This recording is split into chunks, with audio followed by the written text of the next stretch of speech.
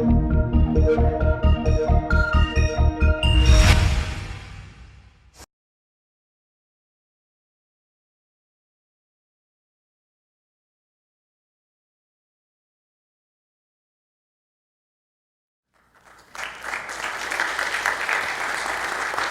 tardes a todos. Antes de empezar quisiera agradecer especialmente a Proactivo y a su directora, la señora Mónica Belling, por haber tenido la generosidad de invitarme a participar en este comité organizador de este Premios Proactivo como presidente, del cual estoy muy orgulloso, y también agradecer a todos mis colegas que han participado en la parte de la organización y también en los aspectos consultivos y evaluación de los premios. Dicho esto, también quiero agradecer al panel presente. Muchas gracias por su asistencia, y para iniciar este debate central en tema de sostenibilidad va a estar moderado por una excelente moderadora que es la señora Diana Raque, a quien todos conocemos. Y solamente quiero dejar una reflexión final como disparador de elementos de esta sesión y de la sostenibilidad, y que tiene que ver con algo que es vital para el país. Me voy a referir específicamente al cobre, pero brevemente con una reflexión al respecto. Hoy día se producen aproximadamente entre 97 y 100 millones de automóviles en el mundo, y hay una marcada tendencia a reemplazar los autos de motores de explosión por motores eléctricos o autos eléctricos, o también por motores que sean alternativos, pero que en todo caso van a tener transmisión eléctrica. Esto significa que un auto de los convencionales que nosotros usamos, cualquiera sean ellos, va a pasar de usar 17, 20 kilos de cobre que utiliza cada auto a usar 80 a 100 kilos de cobre en cada auto. Si consideramos que solamente se producen actualmente 500.000 o 600.000 automotores eléctricos en el mundo, el impacto todavía no se ve, pero si consideramos que las tendencias van en ascenso en el camino de la sostenibilidad, solamente el 5% del reemplazo de motores de explosión por autos eléctricos representan 400.000 toneladas de cobre anuales nuevas cada año para esta sustitución, y eso es equivalente a construir todos los años una mina equivalente a Las Bambas o Cerro Verde o Antamina. Así que el desafío de la sostenibilidad y las oportunidades son infinitas, y especialmente en un país que tiene ingentes recursos. Solamente tenemos que ponernos a trabajar todos juntos para avanzar en ese camino, porque las oportunidades están para seguir avanzando y seguir siendo muy grandes. Muchas gracias.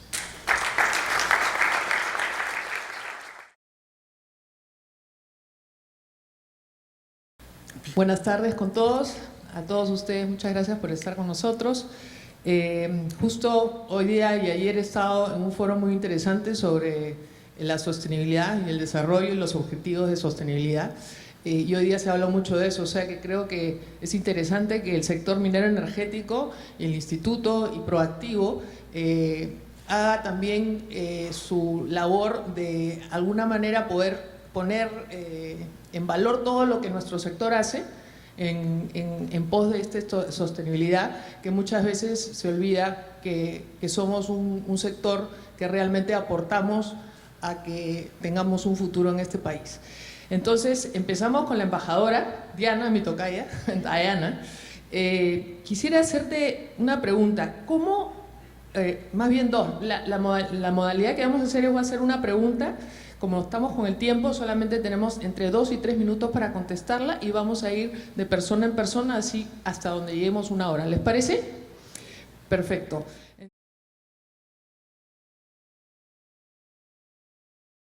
Entonces, Diana, por favor, ¿podrías decirnos qué está haciendo Australia, sobre todo en temas de innovación y tecnología para la sostenibilidad? ¿Podrías darnos algunos ejemplos? Bueno, gracias Diana, y los australianos nos gusta hablar poco, entonces voy a ser muy breve con mis comentarios. Bueno, es una muy buena pregunta porque Australia y Perú compartimos la importancia de la minería como motor del crecimiento económico. En Australia, tanto en Australia como en Perú, la minería y el sector de recursos naturales, minería e ingeniería, contribuye alrededor de 10% de nuestro PBI en cada país.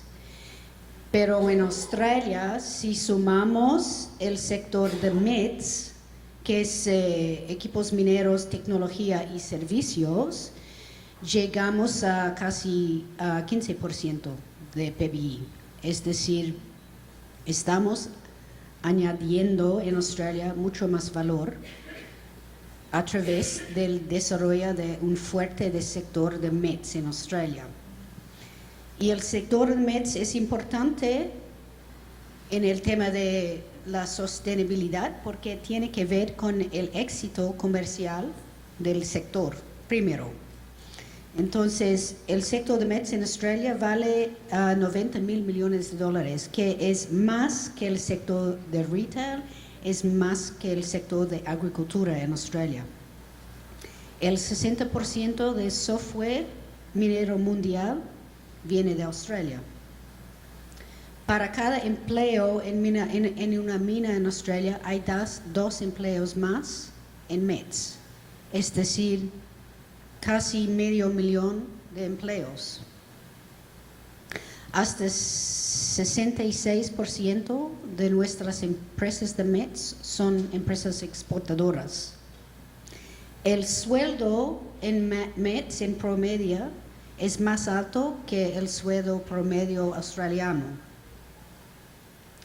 Y un factor clave para nosotros en Australia ha sido el desarrollo o la creación de clusters de METS, tanto en ciudades como en regionales. Entonces el sector de METS está trayendo beneficios económicos a las regiones. Y el sector es muy importante porque es el impulso o el motor para la tecnología y la innovación.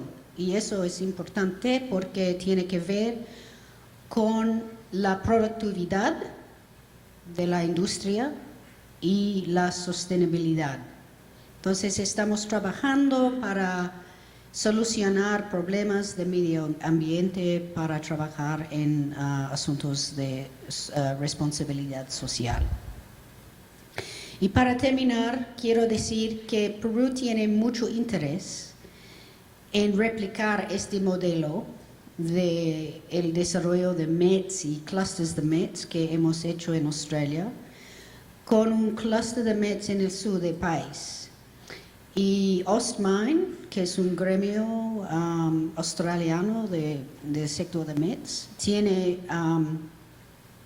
un acuerdo con el SNMPE y ellos han desarrollado un consejo de innovación minera perú-australiana para poder compartir las experiencias entre Australia y Perú. Y este mes algunos expertos peruanos involucrados en el desarrollo del sector de cluster de METS en el sur de Perú han visitado Australia. Entonces, para nosotros, yo diría que el fuerte sector de METS que hemos desarrollado en Australia está contribuyendo tanto al éxito económico como a la sostenibilidad medioambiental y social a través de las soluciones innovadoras que estamos construyendo o descubriendo a través de este sector. Gracias, Diana.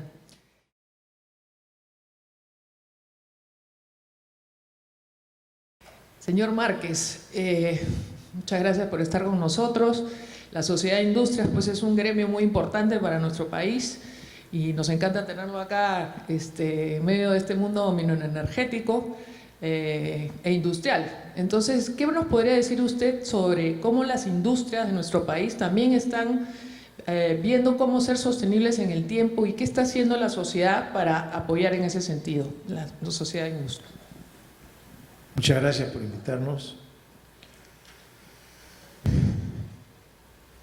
Nosotros en verdad siempre nos ocupábamos de lo que es el sector industrial, pero hace un año más o menos nos dimos cuenta de que teníamos que trabajar en forma coordinada con los demás sectores y especialmente con los sectores que más estaban creciendo, que son la agroindustria y la minería.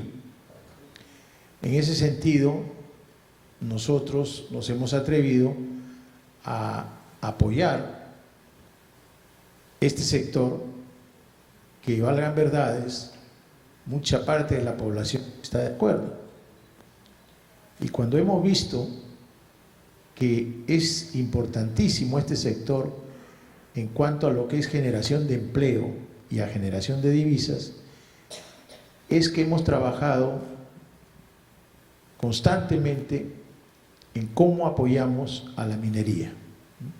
Sabemos de que en el Perú hay, diría yo, un 80-90% de mineras que lo tienen clarísimo en cuanto a la sostenibilidad, en cuanto al trato a los trabajadores y que están operando sin ningún problema. Es más, le voy a decir una anécdota que se las tengo que contar. Hace 2 días estuvimos con la CGTP en la sociedad, porque nosotros tenemos una ONG con la CGTP, y la razón que lo llamamos es porque esta ONG que tenemos con ellos, de una u otra manera, nos liga o los liga a ellos en cuanto a nosotros, a través de la Embajada de Holanda, recibimos unos fondos y prácticamente ellos son los que cobran los sueldos. Entonces nosotros le dijimos, miren, si ustedes hacen una marcha de Arequipa a Lima, nosotros nos salimos y ya se acabó todo, ¿no? Entonces me dijeron, no, mejor hablemos. Y entonces el día de anteayer hemos estado con ellos y es evidente que no es fácil como dirigentes que acepten que se acepte la minería, pero lo han hecho en cuanto a lo que hemos conversado nosotros, y después de 3 horas hemos quedado en forma interna a que la CGTP apoya la minería sostenible, tal como ustedes hablan aquí, que apoya la agroindustria y que apoya la industrialización en el Perú. Es evidente que esto de aquí todavía lo estamos trabajando, pero lo importante, yo veo que ustedes se reúnen aquí cada jueves, lo importante es difundir todo lo bueno de la minería, porque es importantísimo de ver, y le explicábamos a ellos, ¿quién va a financiar el CIS? ¿Quién va a financiar esos 17 millones de peruanos? Hoy solo le dan medicinas al 40%. Y encima ahora dice que todos los peruanos pueden entrar al CIS. Y yo les preguntaba, ¿quién va a financiar eso? Y es más, le decíamos, si en este primer semestre hemos crecido 1.7 y sabemos que las Bambas, de acuerdo a los periódicos, nos da el 1.0, entonces quiere decir que no hemos crecido casi nada. Entonces, ¿quién es el que está poniendo los dineros? Y la verdad de que yo veo de que se tiene que hacer más trabajo directo con las centrales sindicales, con las asociaciones de trabajadores, en los cinemas, porque ustedes tienen mucho que mostrar, pero no lo están mostrando. El hecho de el tema de Tía María no solo involucra la parte mecánica en cuanto a lo que hemos coincidido también con Roque, en cuanto a que una de las prioridades debería ser el agua, pero el agua para la agricultura, el agua para ellos, y otros temas, porque nosotros le hemos ofrecido el Senati, y también le hemos ofrecido el Senati al gobernador de Moquegua, porque lo que queremos es que la minería siga creciendo, y de esa manera vamos a poder llegar a ese 7%, a ese 8% que teníamos en el 2011. Sin la minería no vamos a llegar a eso. Y déjenme decirles, menos mal que aquí no hay periodistas, ¿no? Déjenme decirles una cosa. Ayer fui a un curso de cómo atacar una crisis en la naval, ¿no? Ahí en San Borja.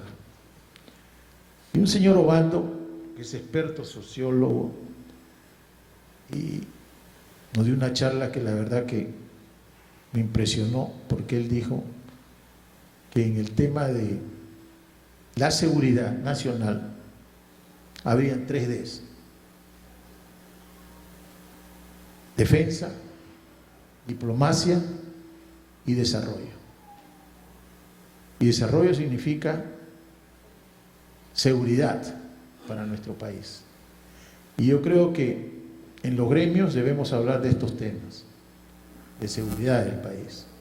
Si el país no crece, vamos a tener un hándicap en esto, lo que es la seguridad del país. Para nosotros es muy importante que se desarrolle el país, y para nosotros es importante la minería, y como le digo, hemos comenzado a trabajar esto en la Sociedad de Industrias este año, y bueno, y pensamos que también hemos dado un aporte estas semanas cuando hemos dicho nuestra propuesta para lo que es Tía María. Nos hemos atrevido a decirle que Tía María tiene que invertir los $900 millones para que salga la represa, porque sabemos de que con obras por impuestos adelantadas sí se puede hacer.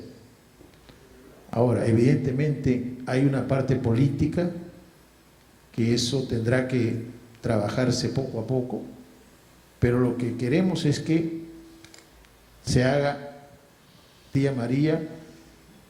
Y ayer el señor del sindicato me decía que él es de Arequipa y que él sabe todo lo que está haciendo, Cerro Verde. Y me contaba que Cerro Verde estaba dando más de 200 becas, que Cerro Verde se reunía con todos los alcaldes y trabajaba con los alcaldes. Y él sabía de eso, y a él no le quedaba duda de que bien llevada la minería es posible, ¿no? Y como les vuelvo a repetir, así como ustedes se reúnen los jueves, yo creo que así tienen que ir en cada cinema del Perú, mostrando lo que hacen. Muchas gracias, señor Márquez.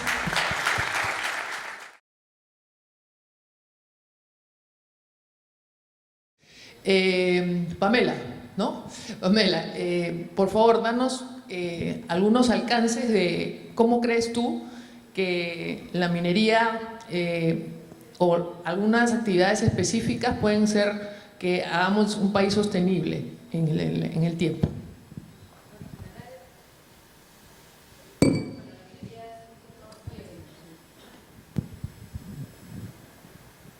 La minería es un sector importantísimo, mueve muchísimas inversiones, mueve la canasta exportadora, y en ese sentido desde el Ministerio de la Producción creemos que mejorar la industria que le da soporte, particularmente un soporte de tipo tecnológico, puede hacer crecer, como mencionaron el caso de Australia, ese aporte de PBI, ¿no? O sea, pasar de ese 10% de repente a 5 o 10 años a un 15%, y generar un valor agregado a través de la tecnología.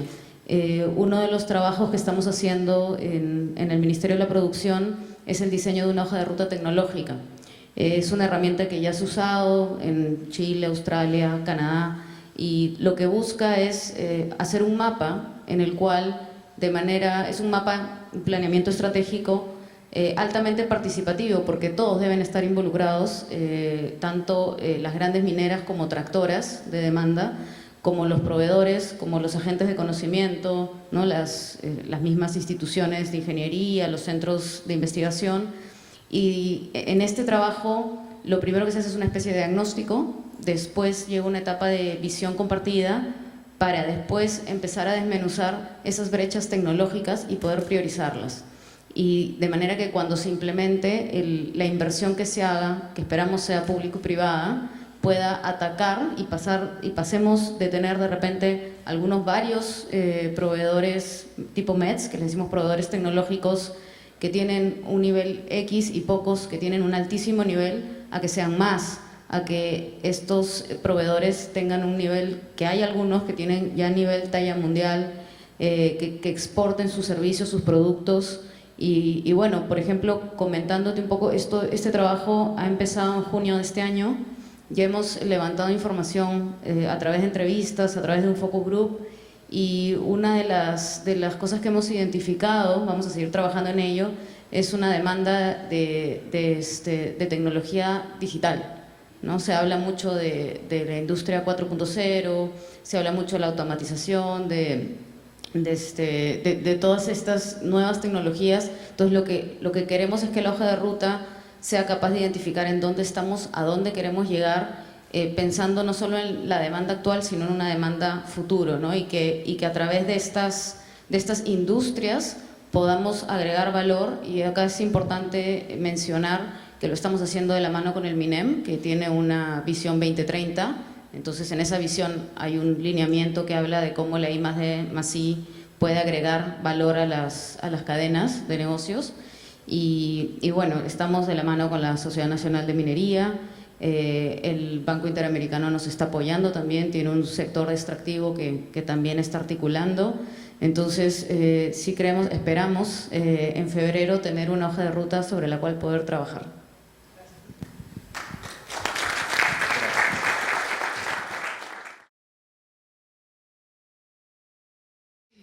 Víctor. Sí, dime, Diana. Por favor, cuéntanos, desde tu punto de vista, el tema el territorio, la parte regional, ¿no? La regionalización de nuestras industrias, pues, mineras, en general extractivas, están dispersas por todo el país, y es un tema muy interesante que de repente puedes compartir tus ideas sobre eso, ¿no? Sí. Para hacerlo sostenible, obviamente. Sí, te agradezco la pregunta y me permite un poco ponerlo en contexto, ¿no? El Perú es un país que ha crecido. Vamos a ver la parte positiva de este vaso medio lleno. En los últimos 25 años es un país que ha crecido de manera sostenida, es un país que tiene grado de inversión, pocos países de la región tienen grado de inversión. Somos un país que tiene tratados de libre comercio con casi todas las economías importantes del mundo. Es un país, a su vez, que tiene una economía diversificada, lo digo en sentido de empresas, muchas empresas extranjeras en el Perú, y obviamente el sector extractivo es muy importante, pero no es una sola empresa minera, hay empresas nacionales, empresas extranjeras. Eso nos da un nivel de riesgo bastante menor. Además de la industria minera, la industria energética, la industria pesquera, la agroindustria, la industria textil, también tiene un desarrollo y una mirada de crecimiento. Entonces, esa es la parte, digamos, positiva, esa es la parte llena del medio vaso. La parte que nos falta desarrollar claramente es que hemos crecido, el sector privado ha crecido y no necesariamente el sector público ha acompañado ese crecimiento. Y yo veo, porque la industria minera fundamentalmente está en la zona altoandina, es que la gestión pública, llámese gobiernos regionales, es todavía, vamos a llamarle así, poco madura y con una mirada muy local, muy, disculpen la expresión, le he escuchado mucho en portugués de cacique, ¿no? De una mirada del cacique que controla un pedazo del territorio y no tiene una visión de país. Y eso, lo digo en positivo, no lo digo en sentido peyorativo. Es un esfuerzo que todos tenemos que lograr, de que ese sector importante, esa institucionalidad clave que está en la región tiene que crecer, tiene que madurar. Caso contrario, tendremos más tías Marías, tendremos más de este tipo de conflictos, donde claramente el gobierno regional no está mirando su región, su espacio, su territorio, como un espacio donde él tiene un mandato popular de gestionar y generar desarrollo, que muy bien explicado el señor Márquez. Y lamentablemente, hasta ahora, esta falta de madurez ha generado un efecto, todo lo contrario, un efecto pernicioso, porque vemos que hay muchas personas que hacen, vamos a llamarlo entre comillas, carrera política, haciendo esta visión de pequeña, esa visión corta, y los lleva a hacer una carrera política. Dicho esto, lo que quiero decir es, tenemos que trabajar todos juntos, no acusarse unos a los otros, tenemos que lograr generar concordia y entender dónde está la causa raíz de los problemas. Y claramente yo no creo que la discusión está entre el Poder Ejecutivo y el Legislativo. El problema central va a pasar en el país por lograr que maduremos en institucionalidad a nivel regional. Y si uno va y lo lleva a la industria minera, lo vemos también en otra célula institucional clave, que son las comunidades campesinas. Uno progresa de gobierno regional, pasa al gobierno, vamos a llamarle así, distrital, provincial, distrital, y finalmente hay una célula más pequeña, organizativa, que controla una parte del territorio, que es una comunidad campesina, donde ahí sí incluso el nivel de madurez es más incipiente. Si queremos construir el país, tenemos que lograr que madure también esa parte institucional, ¿no? Gracias.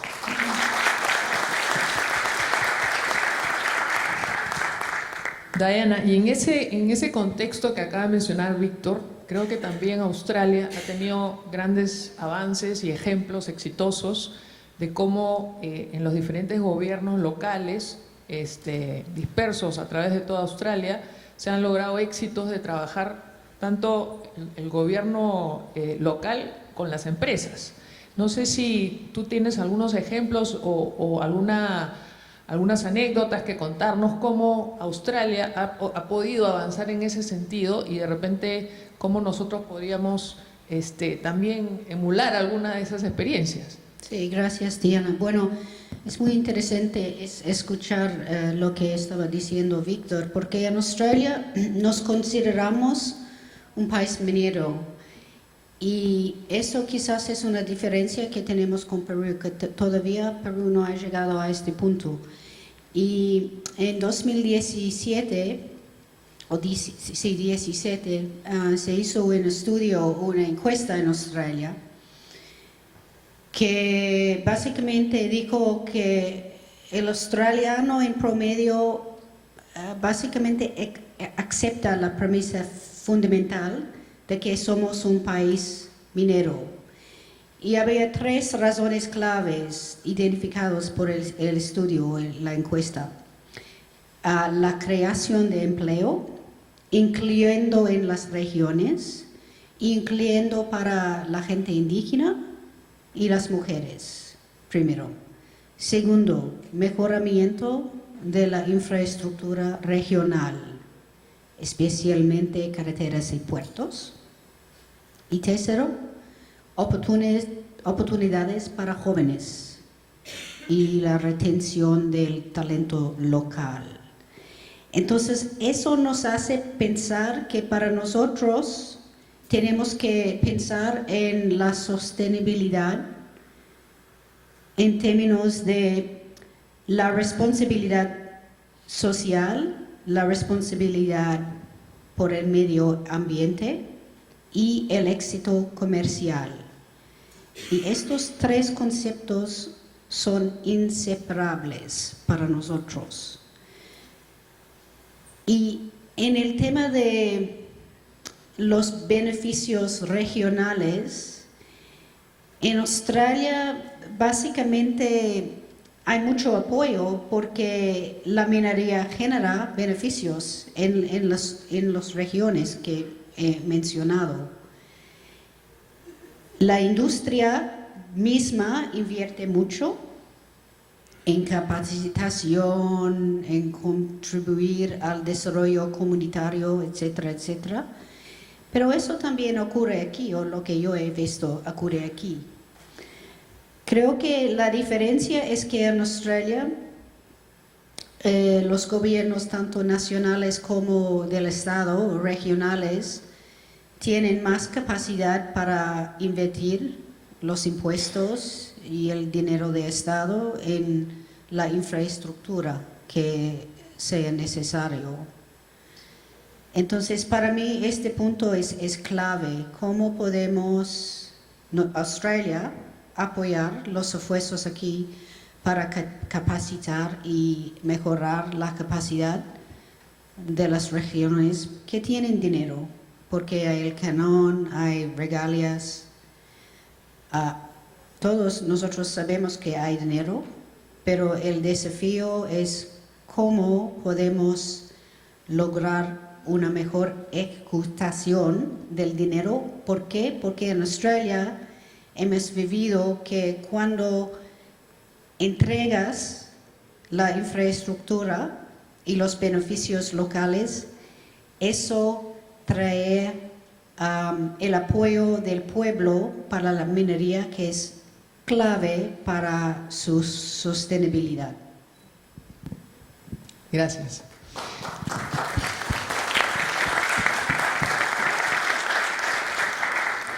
Señor Márquez, ¿qué nos podría usted, con su experiencia desde tantos años en distintas industrias y también inclusive en el foro político en una época, decirnos sobre cómo hacer más sostenible una sociedad que tiene instituciones tan precarias en algunos aspectos y que hacen difícil justamente el hecho de poder trabajar en conjunto y no en cuerdas separadas, como en algún momento se hablaba, ¿no?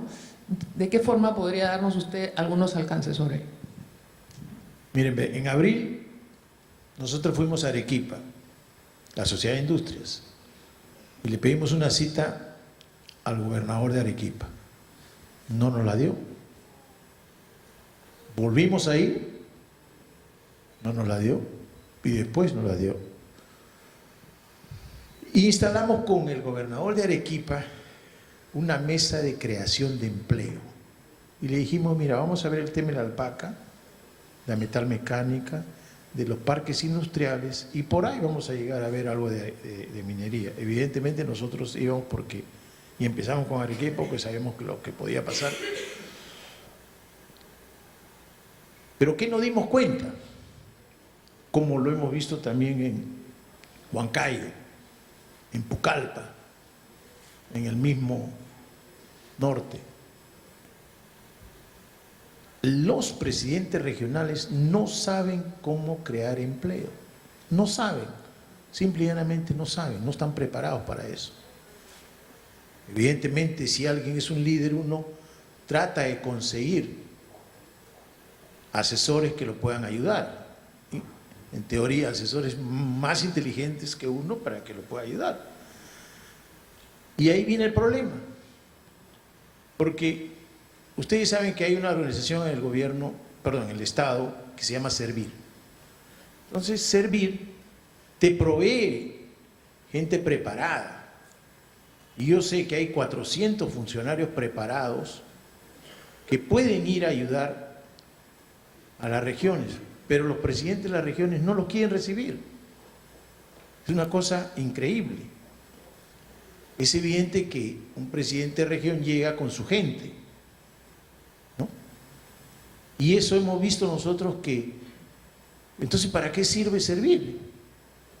Si el Estado le dice, por decirte, al gobernador de Arequipa, acá tenemos 2 o 3 másters, te pueden ayudar, pero no lo reciben. Ellos dicen que no, porque no hay presupuesto. Y por cierto, que en otra reunión de gobernadores yo escuché ellos que lo máximo que pueden darle a un asesor es 2.800 soles. Entonces imagínense si fuera tranquilo el señor de Arequipa, para ver el tema de Tía María tendría que pagar 2.800 soles. Si no, en la administración pública no se puede agarrar los dineros, ¿no? Y entonces yo veo, y voy donde el ministro, me dice, no, el ministro de Economía dice, no, sí mandamos, sí hemos mandado para ayudarlos a la construcción, a la infraestructura. Después me encuentro con el de Huancavelica que me dice, ¿sabes qué, Ricardo? Nosotros somos constructores, es todo lo que hacemos. Nuestro tiempo se nos pasa en ver la construcción nada más, pero otras cosas no vemos nada.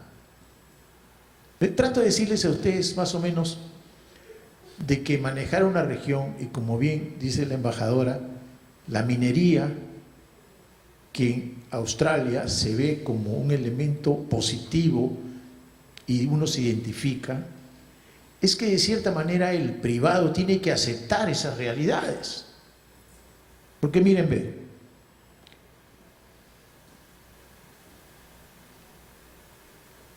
el gasto al 1 de agosto del presupuesto en las regiones es 11.1. Entonces a esa comunidad no le llega nada de nada. Pero ojo, eso también lo sabe el privado.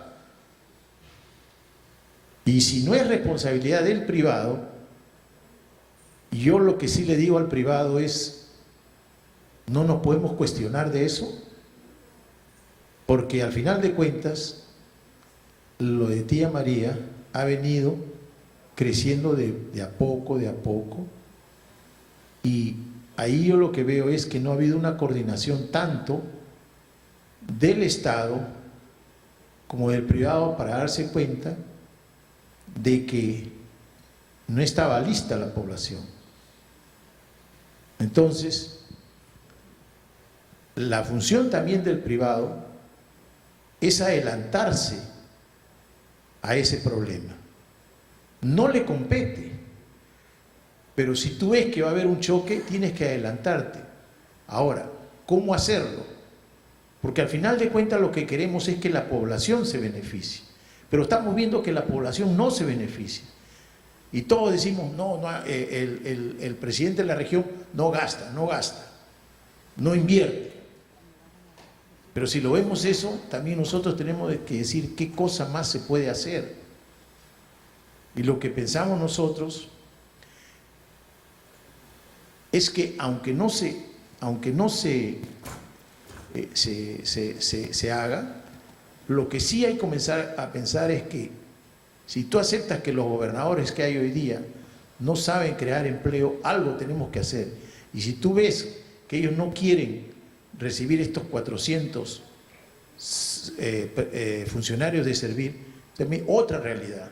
Tenemos que hablar no solo en Arequipa, en otros sectores, de cómo hacer de que se cree empleo. En el interior del país, los únicos que dan empleo técnicamente son las minas, pero no es suficiente. Y los presidentes de las regiones no saben realmente cómo hacer, ayudar, no saben nada de eso. Entonces, esas son realidades que nosotros como privados tenemos que encararlas y ver qué se hace. Porque la experiencia que tengo después de volver de 20 años es de que este es un estado entrampado, ¿no? Es un estado entrampado. Le pongo una cuestión bien rápida.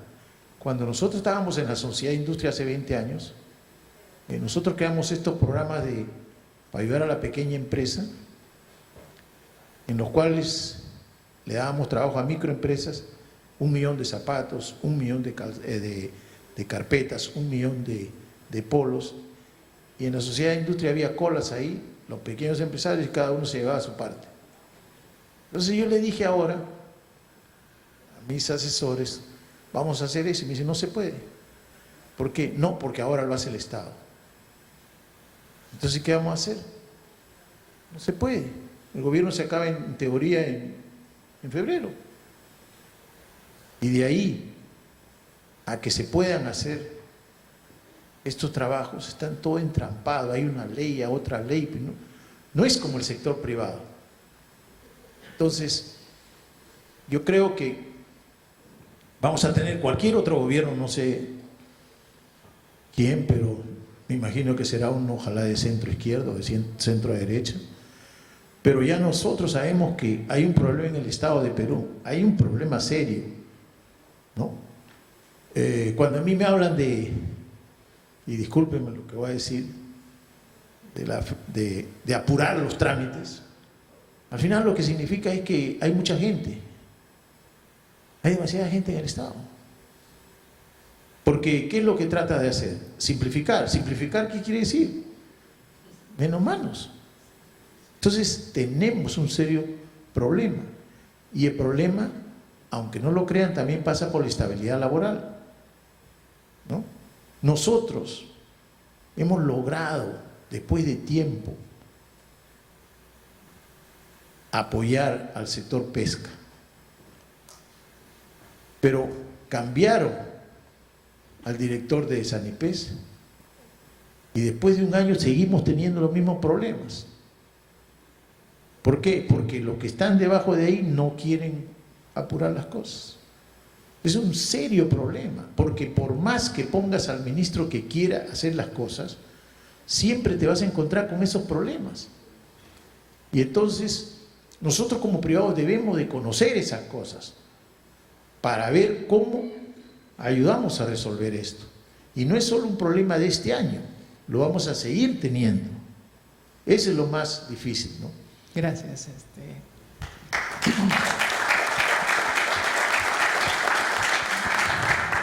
Pamela, desde Produce, cuando han hecho sus investigaciones, siempre han tratado de diversificar, ¿no?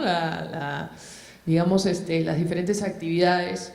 Me acuerdo que había, pues, Piero Getzi, un abanderado de que el Perú no solamente tenga algunas actividades más preponderantes, sino que también se abra otras. ¿De qué manera impacta realmente la minería? Todos sabemos que el Perú es un país minero y que realmente tiene un impacto bien fuerte, directo e indirecto, en la creación de trabajo y también en una serie de actividades que no son netamente mineras, sino que son de proveedores, de diferentes cosas. ¿Cómo Produce, de alguna manera, está enlazando esas posibilidades para que se trabaje en conjunto?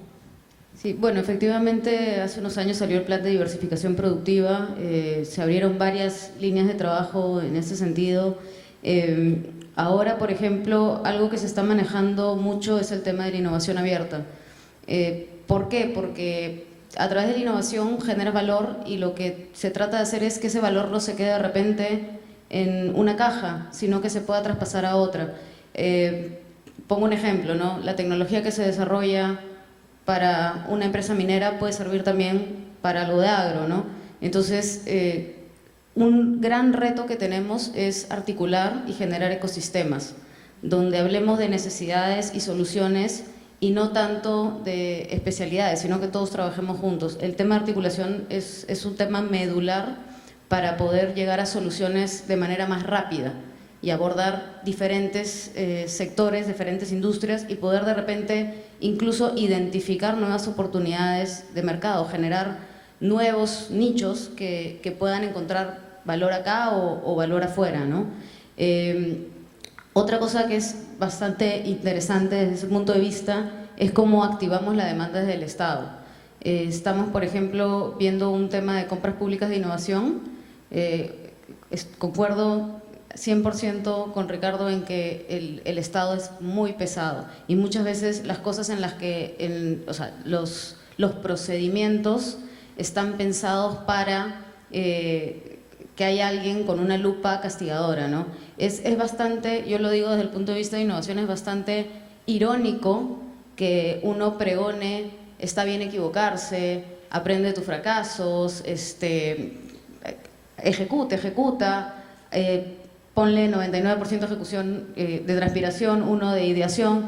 Entonces tú tienes una forma, un chip en la cabeza que adentro del Estado no ocurre. O sea, la verdad es que tú pregonas algo que adentro es mucho más difícil de hacer, ¿no? Entonces yo también creo que el Estado tiene que modernizarse en ese sentido, tiene que ser capaz de encontrar soluciones ágiles y de poder atender al ciudadano de una manera más fácil.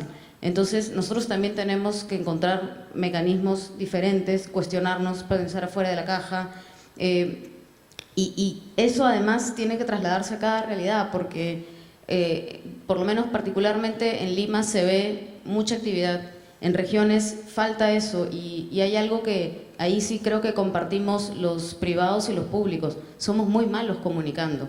O sea, siempre hablamos de esto es malo por esto es malo por lo otro, pero realmente cuando uno empieza a escarbar algunos casos de éxito, realmente qué bien nos haría ponerlos en vitrina, sensibilizar a la gente, decir, yo me enteré el otro día que una de las empresas mineras había estado financiando al de la maratón que ganó, a Cristian, no me acuerdo Pacheco. a Cristian Pacheco. Entonces digo, ¿por qué? O sea, ¿por qué no sacamos eso? ¿Por qué no sacamos lo bueno también, no? Chicos que salen de la universidad con proyectos súper buenos, y así como nosotros somos difíciles para entrar, las grandes empresas también les está costando hacer el clic entre una startup, la corporación, les está costando. ¿Por qué les cuesta? Porque a todos nos gusta hablar de yo sé esto, yo sé lo otro, yo encontré la solución para esto, pero no es fácil abrir la puerta y decir yo tengo este problema, este otro. Entonces, para empezar a colaborar, articular, trabajar juntos y tener soluciones juntas desde todos ámbitos, o sea, chiquitos, grandes, público, hasta cooperación internacional, todos tenemos que abrirnos. Y ese es un cambio de mentalidad. O sea, ahí sí concuerdo mucho en que tenemos que cambiar muchas cosas rígidas, empezando de repente por esta apertura que tenemos para empezar a trabajar juntos y encontrar soluciones. Entonces, nuevamente, si somos más propensos a articular, a colaborar y a buscar soluciones, vamos a poder también encontrar muchas más oportunidades para diversificar y para agregar valor en cualquier sector, cualquier cadena de negocio. Gracias, Ana.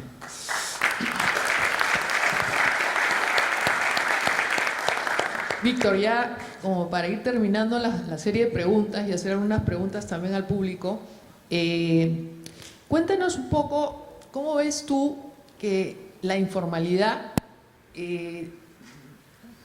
de alguna manera detiene esa vía que tenemos como país, y de qué manera eso tiene que ver con la minería. Sí, te agradezco la pregunta. Sí. Como país tenemos un problema de informalidad en términos laborales. 70% de nuestra fuerza laboral está empleada de manera informal. Yo quisiera responder la pregunta tomando la reflexión que ha hecho el señor Márquez, ¿no? El día de hoy, a la hora del almuerzo, en un gremio minero hablábamos, tenemos que ser propositivos, ¿no? Hay un problema, hay un sector de la población que no ha podido engancharse en el crecimiento que hemos comentado hace pocos minutos, y hago esta reflexión en voz alta porque es una idea todavía gruesa, pero claramente en el Perú, en la minería, hay un sector informal vinculado a la minería aurífera, y los números son gruesos, no hay estadística precisa, pero se estima que producen entre el 15 y 20% de todo el oro que produce Perú. De manera indirecta, el Ministerio de Economía y el Ministerio de Finanzas, el Ministerio de Energía y Minas lo captura, y que emplea en promedio tanto número de personas como el propio sector minero formal. Y claramente aquí podría haber una posibilidad en la cual la industria o los conocedores de la industria, que puede ser una institución gremial como el Colegio de Ingenieros, el Instituto de Ingenieros de Minas, plantea soluciones para formalizar a ese grupo de peruanos. Y aquí la premisa sería que, obviamente, vía mejor tecnología, logremos levantar la productividad de esa actividad, porque todos somos conscientes que la formalidad tiene un costo mayor, ¿no? Es decir, alguien tiene que pagar esa formalización, pero si logramos como industria o como gremio traer a la mesa, a la sociedad, la incorporación de, no sé, 250.000 personas, 250.000 familias a la formalidad a partir del conocimiento que tenemos de la industria, creo que haríamos bien, como dice el señor Márquez, traer propuestas para atraer, incorporar y traer más creyentes, hacer catecismo de verdad, ¿no? Gracias. Gracias, Víctor. Muy interesante, sí. Justo el otro día veía en un canal de televisión un plan piloto en Madre de Dios que se estaba poniendo en práctica con un informal que se estaba formalizando y que estaba haciendo todo para no usar mercurio y que aparentemente estaba haciendo bastante positivo todo lo que estaba sucediendo. O sea que no es imposible, hay que darle, hay que insistir, hay que ser positivos y no pensar que todo está mal, porque si no nunca vamos a salir adelante. Entonces vamos a hacer algunas preguntas del público, por favor.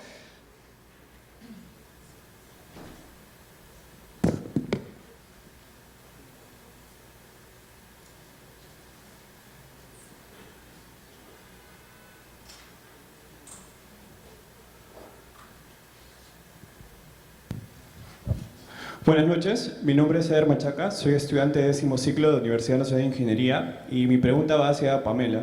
He escuchado bastante de lo que decías de la relación entre la universidad, la innovación y el emprendimiento, pero viendo desde mi perspectiva universitaria, yo pertenezco a una asociación estudiantil llamada Pírate Uni, en la cual nos encargamos de cerrar un poco la brecha de educación mediante divulgación de las carreras. Bueno, en ese caso también vemos bastante lo que es minería, para que los chicos puedan entender un poco cómo conectarse y verlo de otra forma.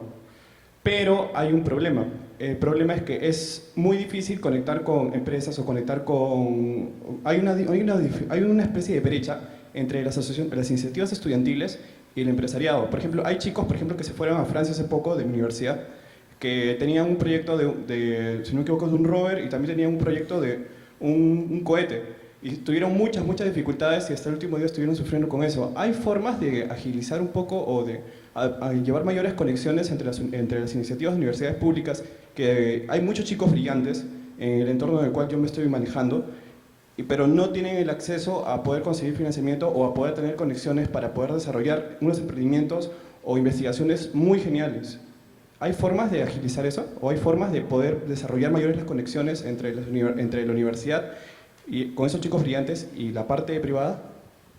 Sí, gracias por la pregunta. De hecho, eso es un trabajo de doble entrada. Por un lado, saludo a las universidades que están trabajando y generando incubadoras. Por lo menos por parte de Produce tenemos 20 incubadoras que ya hemos financiado. La idea de una incubadora aceleradora es precisamente ayudar a estas ideas a tomar formas, a hacer un modelo de negocio y escalar, ¿no? Entonces, además, las incubadoras como tal, además de darte mentorías, de contactarte, de hacerte crecer a través de repente, ayudarte a captar inversiones de fondos de inversiones, ángeles, o contactarte con corporaciones. Además de eso, lo que se espera es que ellos sean como un primer piso del Estado. O sea, esa ya es una intervención que estaría siendo dada por el mismo ecosistema. Eso por el lado de la oferta, ¿no? O sea, la idea es, hay muchas ideas muy buenas de las personas en las universidades que a veces terminan en tesis, pero también hay un paso que es el más difícil. El otro día escuché una frase que fue genial, que es: innovar es difícil, pero mucho más difícil es vender innovación. Porque tú puedes llegar al prototipo, puedes llegar a qué lindo esto, 1 más 1 sí es 2, perfecto, pero empaquetar eso y que alguien te lo compre, puede ser que el diseño no esté bien hecho, que no se haya calculado bien quién es el mercado. O sea, toda esa ayuda también te la pueden dar las incubadoras que están en universidades, y hay otras de índole privada que en los últimos 4 años han estado creciendo, se han estado especializando en algunas verticales, algunas ven más fintech, otras ven más bio, otras están más para el tema del agro. Entonces, creo que estos actores intermedios del ecosistema son muy valiosos. Y por el otro lado, la intervención que se tiene que hacer también es que las empresas estén más abiertas, ¿no? El tema cultural de innovación abierta, porque es bien difícil, así como es difícil que un investigador hable el mismo idioma que un empresario, también es difícil que una startup hable el mismo idioma que un empresario, porque tienen indicadores diferentes, tienen expectativas diferentes. Entonces, lograr esa conexión para que sea un win-win, o sea, que los dos salgan ganando, es un proceso largo y de hecho los primeros en dar el paso han sido corporaciones que han traído esto desde su casa matriz, o sea, que no son peruanas. O sea, con fuerza se puede escuchar esto en el sector bancario, que tiene que empezar a agilizarse y bueno, estas innovaciones de tipo servicios son más rápidas, ¿no? Más difícil serán las de base tecnológica a largo plazo, las de salud, por ejemplo, tendrán otros tiempos, pero igual creo que hay un trabajo todavía por hacer para acercar dos mundos diferentes, que está bien que sean diferentes y en eso está la riqueza, ¿no? Que, digamos, la parte empresarial conoce bien el mercado, conoce las necesidades y la parte del emprendedor o del investigador es cómo hacer esa solución con mucho más valor, ¿no? Pensando que estamos moviéndonos de una economía de factores a una de conocimiento. Entonces, sí hay fomento por parte del Estado, hay financiamiento para proyectos de investigación, de innovación, capital semilla para emprendimiento, se están promoviendo las incubadoras, las entidades de soporte, los fondos de inversión, pero todavía, o sea, es como que en los últimos años se ha ido moviendo y ahora nos toca ser mucho más eficaces en la vinculación, ¿no? Gracias, Pamela. Bueno, muchas gracias a todos ustedes. Creo que ha sido muy interesante todo lo que han propuesto. Yo quería hacer un pequeño resumen, pero creo que ya no nos da la hora. Solamente agregar una palabra. Si ustedes tuvieran que decir una palabra que agregara valor a la sostenibilidad del país, ¿cuál sería esa palabra? Una palabra, solamente. Bueno, yo quiero decir dos palabras. Añadir valor. Perfecto. Valor compartido con futuro.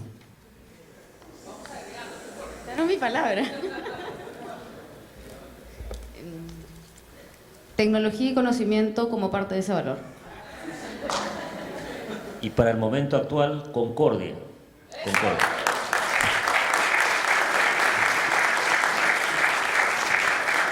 Muchas gracias a todos. Esta segunda edición del concurso nacional Premios Proactivo 2019 es por el compromiso con la gestión de los recursos de la tierra para el desarrollo sostenible.